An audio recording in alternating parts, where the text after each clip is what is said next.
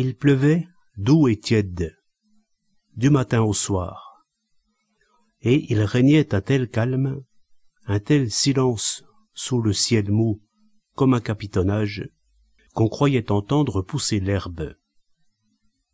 Les bruits, qu'ils fussent proches ou lointains, au lieu de s'orchestrer comme dans le soleil, fusaient, isolés, sertis de silence, et prenaient une valeur de solo, de message personnel, qu'il s'agit du chant d'un coq, de la manivelle que l'éclusier laissait tomber sur une pierre après s'en être servi, ou de la petite trompette d'une péniche.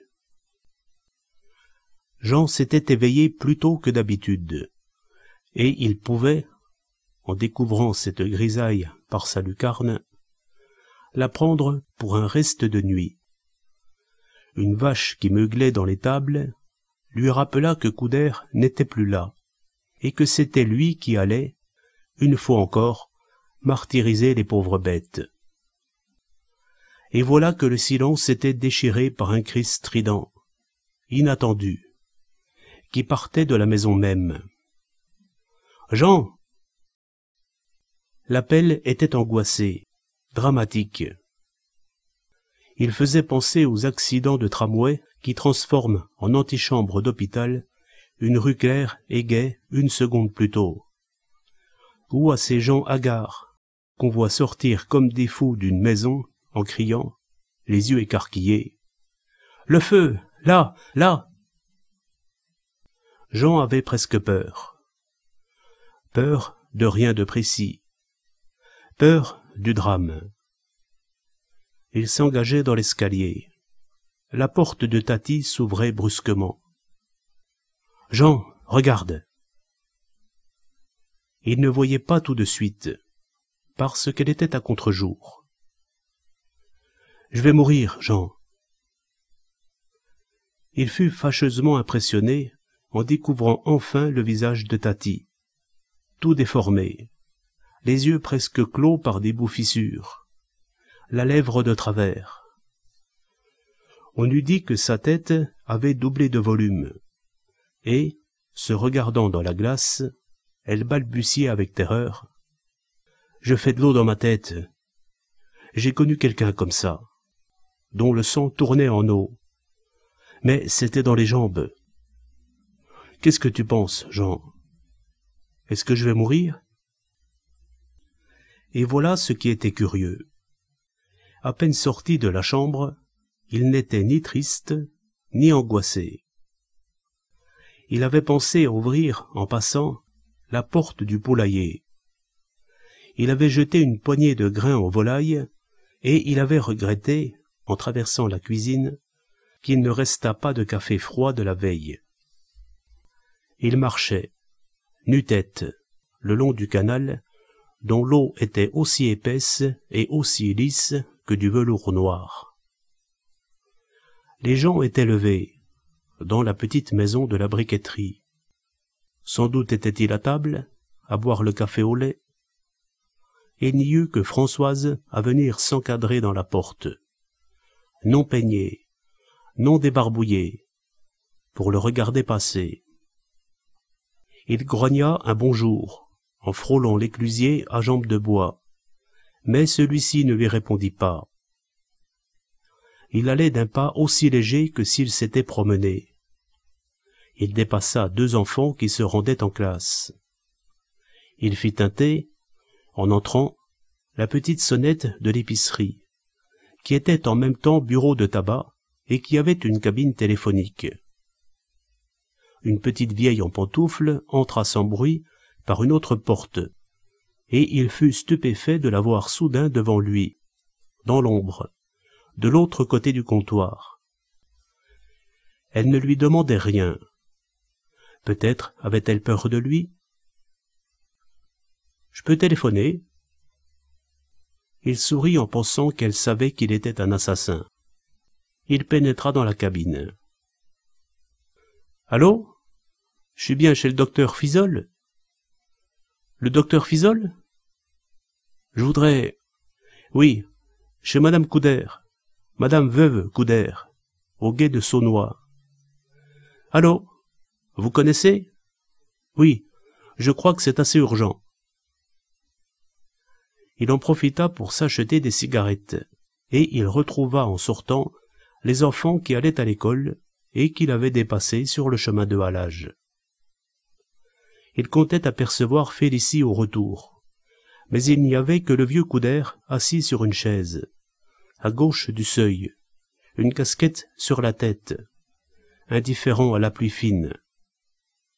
Son attitude faisait penser à un chien qu'on attache près de la porte, et à qui on vient parfois jeter un coup d'œil, pour s'assurer qu'il ne s'est pas détaché. « Il va venir, Jean ?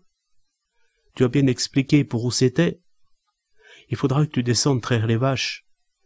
Les pauvres bêtes ne cessent de meugler. » « Mais oui, n'ayez pas peur.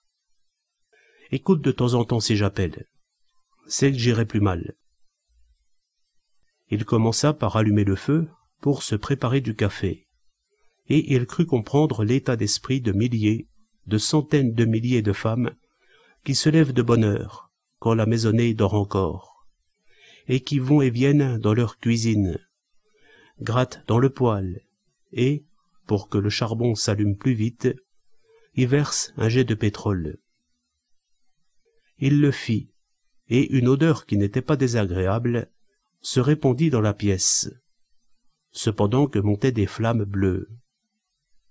Il tourna le moulin à café, et c'était presque aussi vide dans son esprit qu'autour de lui, presque aussi doux. Parfois, là-haut, Tati se retournait dans son lit. Il lui monta un verre de café sucré. « Tu crois que je peux le boire ? Regarde-moi. As-tu l'impression que je gonfle toujours ? Dépêche-toi de traire les vaches, Jean. » Il s'assit sur le tabouret à 3 pieds du vieux. La queue de la vache compliquait sa tâche, et il eut envie de l'attacher. Mais il ne trouva pas de ficelle. Le fumier était chaud sous ses pieds. Les bêtes se détournaient pour le regarder avec étonnement. Qu'allait-il faire d'elles, maintenant qu'elles étaient soulagées ? Elles devaient avoir faim. « Jean, Jean, monte un instant. » Il savait qu'elle écoutait tous les bruits, qu'elle le suivait par le son dans ses allées et venues. « Tu trouveras des piquets dans l'armise, près de la vieille carriole. Il y a aussi des chênes. Je ne sais pas où se trouve le maillet, mais il ne doit pas être loin. Ouvre la porte aux vaches. Elles iront d'elles-mêmes dans le pré, de l'autre côté du pont. Tu les attacheras chacune à un piquet en laissant assez de chaînes. » C'était déjà un peu plus compliqué, et il était impressionné. Est-ce que ces énormes bêtes aux yeux fixes allaient lui obéir ? Il les suivait. Il avait pris une canne dans la cuisine. Il regarda du côté de la maison aux tuiles roses, à la porte de laquelle le vieux était toujours assis, et il eut l'espoir que Coudert, d'instinct, viendrait l'aider. Il se sentait gauche.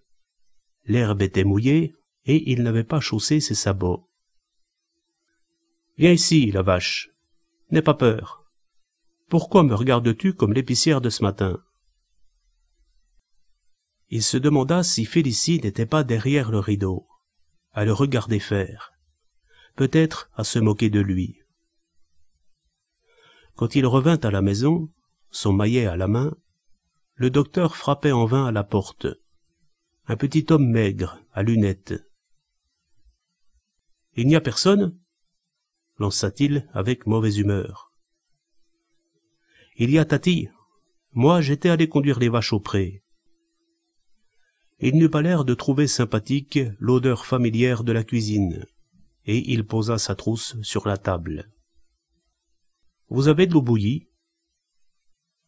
Il se savonna les mains lentement, minutieusement, et, quand il les essuya, ce fut désespérément long. Où est-elle ? Pas un mot de trop.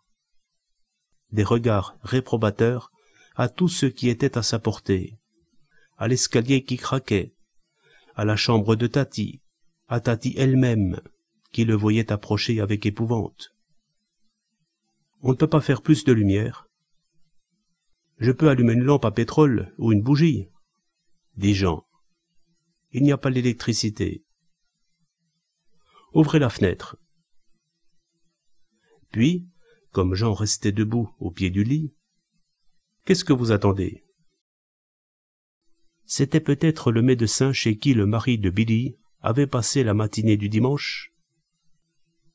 Jean en profita pour soigner les poules, les lapins. Il dut aller au fond du jardin pour couper l'herbe et crut entendre des gémissements. Quand il revint, il n'entendit plus rien.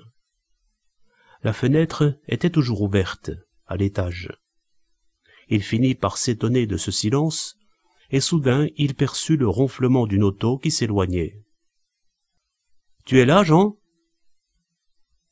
Et, quand il entra dans la chambre, « Mon pauvre Jean, je me demande comment tu vas t'en tirer. Il paraît que j'en ai pour une semaine au moins à rester couché. » « Qu'est-ce que vous avez ?» Il ne l'a pas dit. Il a laissé une ordonnance sur la table. Il voulait savoir comment c'est arrivé. J'ai prétendu que j'étais tombé en descendant à la cave et que ma tête avait porté sur une bouteille. Tu as donné la pâtée aux poules? Quand tu es allé au village, tout à l'heure, tu n'as pas vu Couder?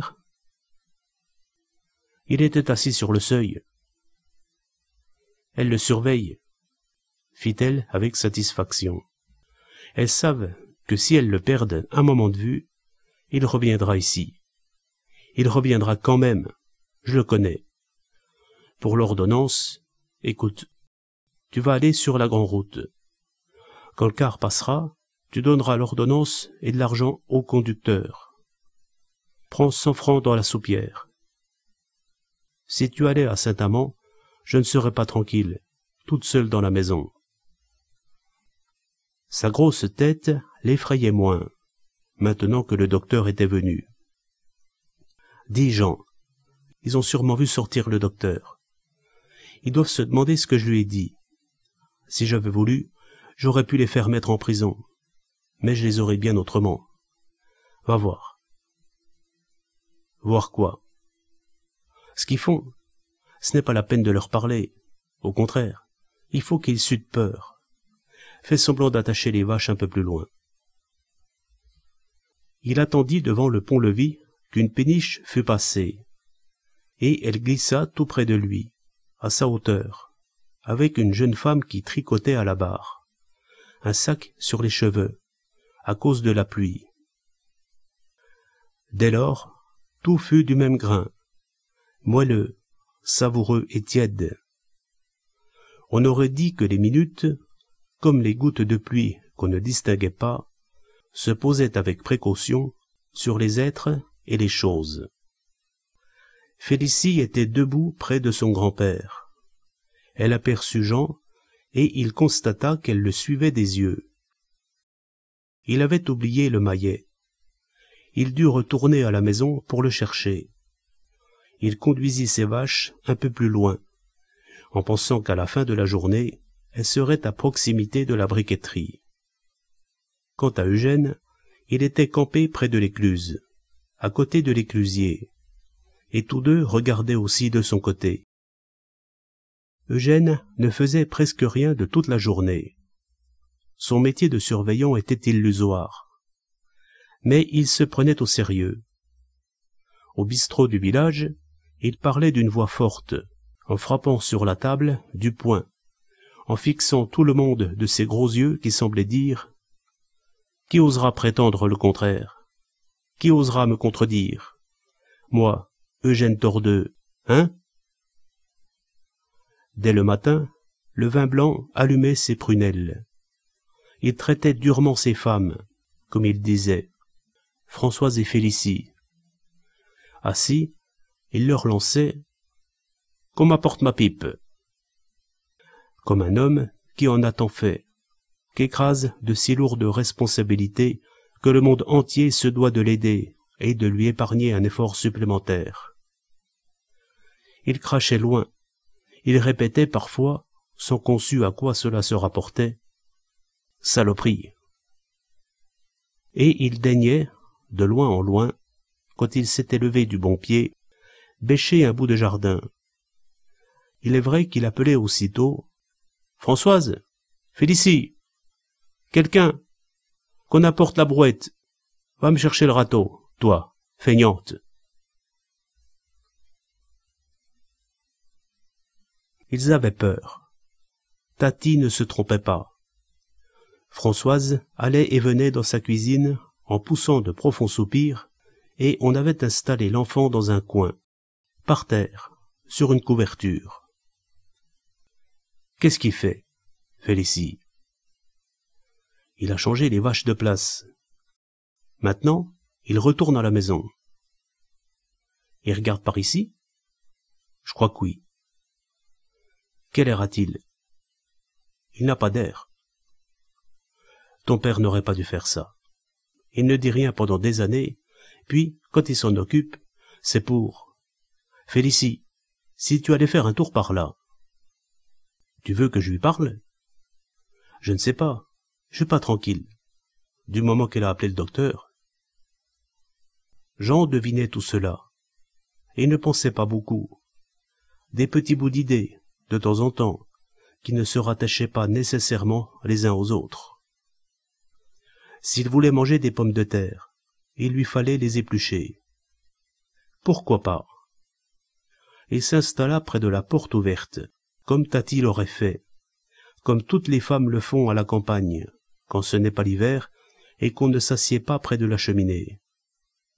Le balancier de cuivre allait et venait avec un bruit feutré. Il était déjà 11 heures. Il devait encore mettre de l'eau dans la couveuse. Puis, à midi, guettait le car au passage pour prendre les médicaments. Il ne passait personne sur le chemin. Le sol, blanc d'habitude dans le soleil, prenait une couleur chaude de pain brûlé, et les limaces rouges y traçaient leurs sillons. Parfois, une feuille, dans la haie d'en face, se penchait pour laisser couler une grosse goutte d'eau. Il avait déjà épluché 3 pommes de terre. Il les laissait tomber dans un seau d'eau claire, comme il l'avait vu faire. Il leva la tête en sentant que quelqu'un était devant lui, et il vit Félicie qui retenait mal un sourire, en dépit de ses préoccupations. Est-ce qu'elle allait lui parler? Il avait envie de sourire, lui aussi.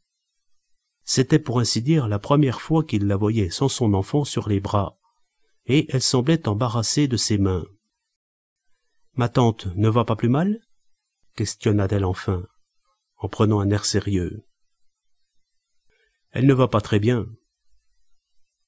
Le docteur est venu, n'est-ce pas? Qu'est-ce qu'il a dit? » ?»« Il a donné une ordonnance. » Il comprit qu'elle jetait un coup d'œil dans la cuisine, et qu'elle s'étonnait de la voir en ordre. Elle n'avait plus rien à dire. Elle ne savait comment s'en aller. « Jean! Jean !» On appelait, là-haut. Tati avait entendu des voix. Il se leva, et 2 pommes de terre roulèrent sur le sol. « Qui était-ce, Jean? C'était elle, je parie. »« C'était Félicie, oui. C'est sa mère qui l'a envoyée. Ils crèvent de peur dans leur peau. Tu ne lui as pas dit que ce n'est pas grave, au moins. » « J'ai dit que ça allait plus mal. »« Pourquoi lui as-tu parlé? » Pauvre Tati. Elle était bien laide ainsi. Elle le savait. Elle était malheureuse. Et cependant, elle ne pouvait s'empêcher de lui lancer un regard tout chargé de jalousie. « Tu ne lui as rien dit d'autre? »« Non. Vous avez appelé et je suis monté tout de suite. »« Qu'est-ce que tu faisais? » ?»« J'épluchais des pommes de terre. » Elle s'attendrit. Puis, soudain, elle s'attrista à une pensée.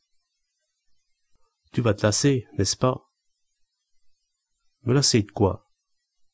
Tu me comprends, ce n'est pas pour toi. Et moi qui, justement... Elle avait envie de pleurer. Elle suait, dans son lit en désordre, parmi des flanelles et des pansements. J'ai pensé à autre chose. J'y pense depuis ce matin.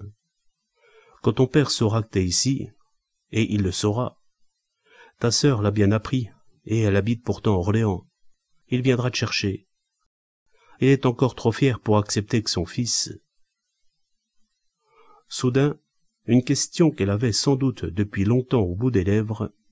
« Pourquoi tu fais ça, Jean ?»« Fais quoi ?»« Tu sais ce que je veux dire. T'es descendu du car et tu m'as aidé à porter la couveuse. Puis tu es resté. Et maintenant, moi je te dis tu. Je ne sais pas pourquoi. »« Vous êtes bête, Tati, » lança-t-il pour cacher son embarras. « Vous feriez mieux de vous reposer. Je voudrais encore te demander une chose. Jure que tu ne me la refuseras pas. »« C'est si difficile ?»« Non, jure. Tu ne peux pas savoir combien je suis malheureuse, toute seule, dans mon lit. J'ai beau écouter, il y a des moments où je n'entends rien. Tu jures ?»« Je jure. »« De ne pas refuser ? Eh bien, je veux que tu me promettes que, quoi qu'il arrive, tu ne partiras pas sans venir m'avertir. » Cette fois, elle mâcha un sanglot et détourna sa grosse tête. « Je n'essaierai pas de te retenir. Ce que je ne veux pas, tu comprends, c'est attendre, sentir la porte ouverte, en bas, et me dire « Tu jures, Jean ?» « Oui. D'ailleurs, je n'ai pas envie de partir. »« Tu jures sur la tête de ta mère ?»« Oui. » Il était plus triste, tout à coup. « Ça ne te dégoûte pas de faire tout ce que tu fais ? » ?»« Ça m'amuse. »« Et quand ça ne t'amusera plus ? Va maintenant. Tu dois avoir faim. Qu'est-ce que tu vas manger ? » ?»« Une omelette. Puis des pommes de terre avec une tranche de jambon. Tu me montras un petit morceau d'omelette. Demain, j'essaierai de me lever. C'est le docteur qui m'a dit de ne pas remuer si je voulais guérir. » Elle le rappela comme il était déjà dans l'escalier. « Jean, je voudrais encore te dire. Je t'ennuie, n'est-ce pas ? Si Félicie tourne autour de toi, n'ayez pas peur. Elle n'a aucune envie de tourner autour de moi. Elle me déteste. » Et il alla mettre ses pommes de terre au feu. Il n'attendait pas toujours qu'elle appelle. Il montait, l'air dégagé, ouvrait doucement la porte, pour le cas où elle se serait assoupie, mais il rencontrait toujours son regard bien éveillé. « J'ai fini. Qu'est-ce qu'il faut que je fasse maintenant ? Il pleut encore ? C'est plutôt un brouillard. Tu tiens à faire quelque chose ? L'ennui, c'est que je ne peux même pas te montrer où sont les objets. Tu sais, Jean, que personne n'aurait jamais fait pour moi ce que tu fais. Même ma mère, qui n'a pensé qu'à me placer pour se débarrasser d'une bouche à nourrir. Et elle ne s'est seulement pas dérangée pour savoir dans quelle maison j'étais tombé. T'as déjà vu une souffreuse ? » Il hocha négativement la tête. « C'est dans la remise. Un soufflet avec un long tuyau. Il doit rester du soufre dedans. Sinon, il y en a une boîte sur la planche. Une boîte à biscuits. C'est une poudre jaune. Ne te trompe pas. Tu remplis le récipient qui est contre le soufflet. J'ai compris. Qu'est-ce que je dois souffrir ? Les vignes qui sont le long de la haie. » Il y passa une partie de l'après-midi. Il avait déjà vu, en traversant les campagnes, des hommes et des femmes qui travaillaient derrière une haie. Il se souvenait de leur sérénité. Il ignorait ce qu'ils faisaient. Il n'apercevait que le haut du corps, le chapeau déformé, parfois une pipe qu'on devinait éteinte. C'était son tour d'être l'homme qui travaillait derrière la haie. Et il savait que Félicie l'observait, que Françoise venait de temps à autre lui lancer un coup d'œil. Le vieux, lui, avec l'air de rien, était allé rôder autour de ses vaches. Il s'était même penché pour changer un piquet de place et pour arranger la chaîne emmêlée. « Papa !» avait crié Françoise. Elle oubliait qu'il n'entendait pas. « Félicie, va chercher ton grand-père. Il n'aurait qu'à traverser le pont. » Quand il eut souffré tous les pieds de vigne, Jean alla dans la cuisine se verser un verre de vin qu'il but debout devant la table. « C'est toi ?» cria Tati. Tout condamné à... Cela lui revenait, sans raison. Et, du coup, il se sentait plus lourd. Le facteur n'est pas passé. D'habitude, il passe à 3 heures. Je ne l'ai pas vu. Il m'avait semblé entendre. Il n'y a pas d'être sur la table. Voilà plus de 15 jours que je n'ai rien reçu de René. Il venait encore d'être puni. Donne-moi un verre d'eau, Jean. Tu s'en souffres. Tu n'en as pas dans les yeux, au moins. Ça te cuirait toute la nuit, et demain matin t'aurais les yeux rouges. Vous vous souvenez de ce que je vous ai dit l'autre jour? Qu'est-ce que tu m'as dit? Quand vous m'avez demandé de raconter. Eh bien, il y a un détail au moins qui n'était pas vrai. Elle le regarda avec inquiétude.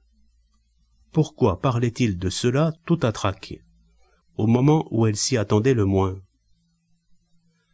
C'est à propos de Zézette. Je vous ai dit que c'était à cause d'une femme. Il y a même des moments où je le croyais. Or, ce n'est pas vrai. Je n'ai jamais aimé Zézette. Sans elle, ça ne se serait peut-être pas passé de la même manière. Vous comprenez? Mais j'aurais fait autre chose. Elle ne comprenait pas, non. Ce qu'elle ne comprenait surtout pas, c'était la raison qu'il avait de ressasser ses souvenirs. Il faisait doux. Il avait travaillé toute la journée, tranquillement, comme on travaille à la campagne, avec des pauses pour se rafraîchir ou pour regarder devant lui. Oui, je crois que j'aurais fait autre chose, n'importe quoi. Il y avait longtemps que je sentais que ça devait finir. J'en arrivais à souhaiter que ce soit le plus vite possible. Vous avez pris votre cachet? Pas encore. Je n'avais pas d'eau. Pardon, je vais en puiser de la fraîche. Tout seul, devant le puits, il répéta. Autre chose.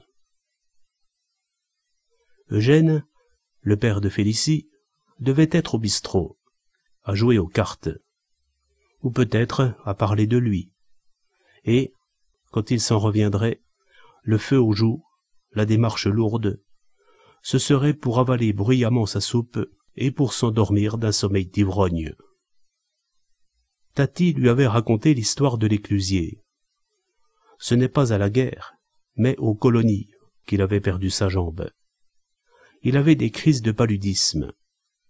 Alors, pendant 4 ou 5 jours, il s'enfermait dans sa chambre. De temps en temps, on l'entendait hurler. Certaines fois, quand sa femme ouvrait la porte pour lui demander s'il n'avait besoin de rien, il lui lançait une chaise ou n'importe quoi à la tête. « Qu'on fiche la paix, nom de Dieu, ou je mets le feu à la baraque !» Les mariniers le connaissaient. Quand ils ne le voyaient pas, ils devinaient la crise et manœuvraient eux-mêmes les portes. Sa femme ne se plaignait pas. Elle était enceinte.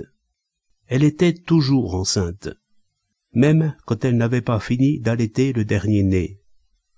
Et elle avait le masque, comme on dit, une grande tache d'abilin jaune qui lui couvrait la moitié de la figure. « Pourquoi penses-tu toujours à ça ?» Il tressaillit. Ce n'était pas du tout à ce qu'elle croyait qu'il pensait. Cela le fit sourire. « Je pensais à l'éclusier, dit-il. Il a sa crise? Non, je pensais à lui comme ça, sans raison.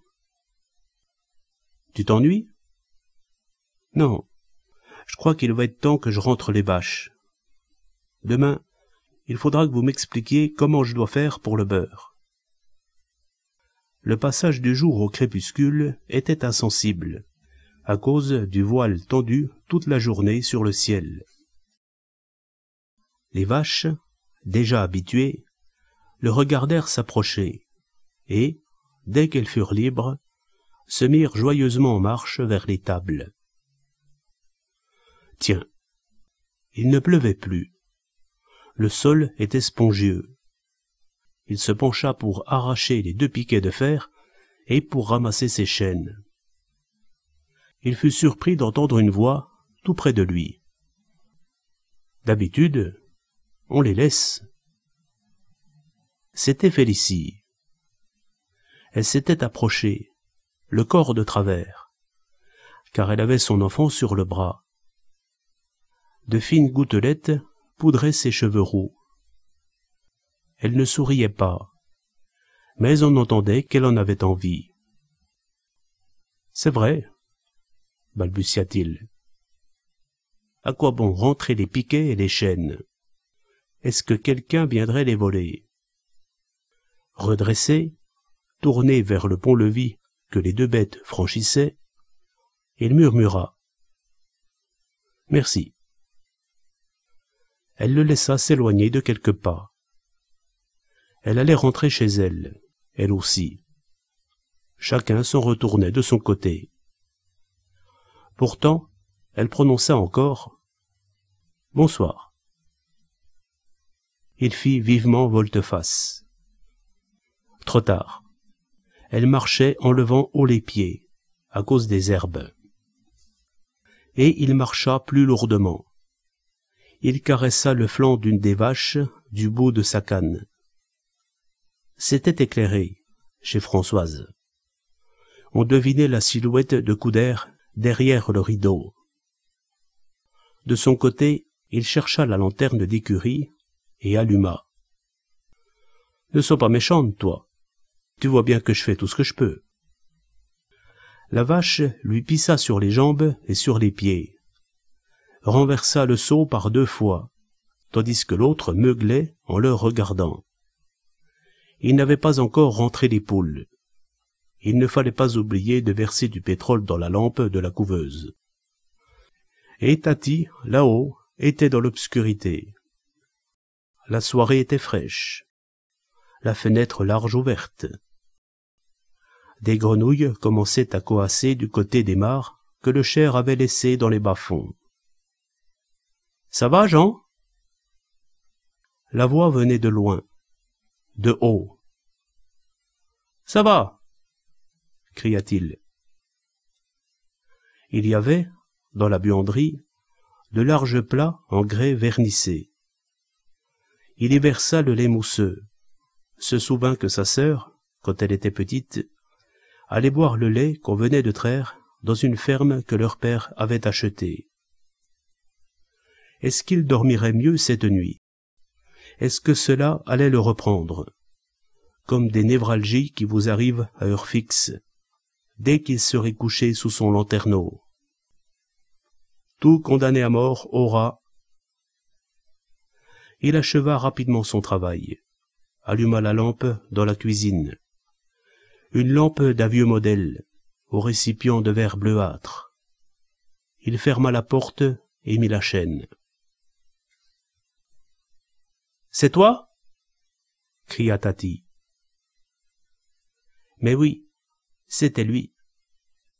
En entrant dans la chambre, il devina ses yeux dans l'obscurité.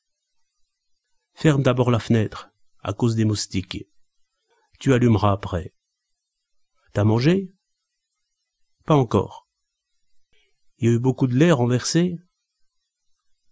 Ainsi, elle avait entendu le seau qui tombait par 2 fois. « Pas beaucoup, non. Ce n'est pas un reproche. Je sais que tu fais tout ce que tu peux. T'as pas oublié la couveuse. Je me demande comment on va s'y prendre, samedi, pour le marché. Je pourrais y aller. » Elle toucha du bois, au moment où il allumait la lampe. Cela lui faisait peur de parler d'un avenir si lointain. Qui sait si samedi... Tu n'as pas revu Félicie? Non. Il n'avait pas hésité. Il avait menti d'instinct, et il en était étonné le premier. Ses parents feraient mieux de la mettre à travailler. Elle ne fait rien de toute la journée. Il est vrai que son père ne fait rien non plus, et Françoise ne fait pas grand-chose. Ce sont des gens qui aiment mieux vivre dans la vermine que de se fatiguer. Ils croient que tout leur est dû, et ça, c'est bien du coup d'air. Ils ont tout juste de quoi manger, et encore, pas souvent de la viande. Cependant, c'est plus fier que si... Elle s'étonna du silence qui l'enveloppait. « Qu'est-ce que tu fais ?»« Rien.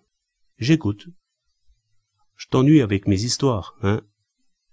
Mais si t'étais entré à 14 ans dans cette maison, comme moi, je n'ai pas souvent joué à la poupée, va.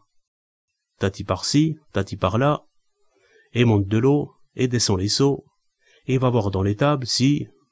Toujours Tati, la bonne bête. Et les deux filles qui engraissaient comme de grosses limaces, et qui n'auraient rien fait de leurs mains. Qu'est-ce que tu vas manger, mon pauvre Jean? Je ne sais pas, je n'y ai pas encore pensé. Demain, le boucher passera au village. Tu n'as qu'à te prendre un morceau de viande. Pour ce soir, il doit rester 2 boîtes de sardines dans le placard. Prends-en une. Tu me monteras seulement un bol de lait avec un rien de café. J'ai peur de ne pas dormir. Il pensa, en descendant l'escalier, moi aussi. Mais il se consolait en se disant que le lendemain, ce serait encore un jour gris feutré, ou un jour de soleil. Les deux étaient bons, et qu'il allumerait le feu dans la cuisine, et qu'il moudrait le café, puis qu'il irait à l'étable, et que les vaches le tracasseraient avec leur queue, qu'enfin, quand il les attacherait dans le pré, Félicie serait sans doute sur son seuil, ou à l'affût derrière le rideau. Puisqu'elle lui avait dit bonsoir, elle lui dirait bonjour. Elle n'était pas encore tout à fait apprivoisée, mais elle commençait à dessiner autour de lui des cercles plus étroits. Il mangea tout seul au bout de la table. Il réchauffa un peu de café pour Tati. Puis il alluma une dernière cigarette et monta dans son grenier, où il faisait plus humide que les autres jours. Les draps étaient un peu mous. Il se coucha en chien de fusil. Il gardait les yeux ouverts. Il se demandait toujours si ça allait le reprendre. Il ne voulait pas y penser. Tout condamné. En dessous de lui, elle ne dormait pas non plus. Il n'y avait personne dans la chambre du vieux. Avec qui Coudert dormait-il? Chez sa fille, où il n'y avait que 2 pièces. Les grenouilles coassaient de plus belle. S'il pensait trop, il se lèverait et il irait se promener dans le jardin. Non, car Tati s'effrayerait, croirait à son intention de partir. Est-ce que son père viendrait? Elle y avait pensé. Elle n'avait peut-être pas tort. Il avait toujours connu son père avec des cheveux gris, qui lui allaient fort bien. Maintenant, il devait être blanc, mais son visage devait être resté jeune, avec cette expression particulière, ce pétillement, cette gaieté un peu ironique qui caractérise les hommes à femmes. Il ne s'était jamais occupé que des femmes, de toutes les femmes, et il avait passé sa vie à aller de la tiédeur d'un lit à la tiédeur parfumée d'un autre lit, toujours auréolé comme d'un fade relent d'amour. « Tu dors, Jean ?» Elle avait appelé à mi-voix, mais il avait entendu. « Presque, » répondit-il sincèrement. « Bonsoir. » Félicie aussi lui avait dit bonsoir. Que pouvait penser de lui une fille comme Félicie, qui savait qu'il avait tué un homme? Et comment avait-elle eu son enfant? Qui le lui avait fait? Où? Il lui sembla entendre la voix joyeuse de son avocat qui sortait de chez le coiffeur, et qui, du talc derrière les oreilles, la peau rose et lisse, lui lançait. « Alors, mon petit vieux ?» Article 314 du Code pénal. « Non !» cria-t-il comme dans un cauchemar. Il s'en rendit compte et se demanda si Tati avait entendu. Sans doute croyait-elle qu'il rêvait tout haut, comme les enfants. Les grenouilles. Est-ce qu'il n'avait pas oublié le pétrole de la couveuse? Qu'est-ce qu'elle lui avait dit? Ah oui, le boucher, au village. C'était son jour. Il devait acheter de la viande. Et il ne mangerait pas de viande chez Françoise, parce que... Bonsoir. Mais elle s'était déjà retournée. Cocorico. Le soleil était tout pâle, presque blanc, au-dessus du lanterneau, et Tati remuait dans son lit.